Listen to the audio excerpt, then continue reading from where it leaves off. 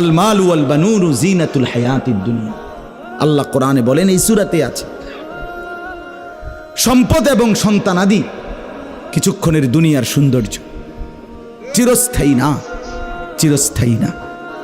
অতএব এই কথা জেহানে রাখা একজন মুমিনের জন্য খুব জরুরি। আমাদের জীবনের অসংখ্য কিছু এটার উপরে, আপনার চলাফেরাই প্রমাণ করে আপনি এটাকে স্থায়ী মনে করেন নাকি অস্থায়ী।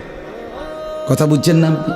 যেই লোকটা নামাজ, রোজা, হজ, জাকাত, জিকির, তেলাওয়াত, হালাল হারাম কোনো কিছুর কোনো বাস বিচার পরোয়া নাই, আহা কামাই করতেছে, ব্যবসা করছে, চাকরি করতেছে, ক্ষেত খামার করতেছে, ফজর যায়, জোহর যায়, আসর যায়,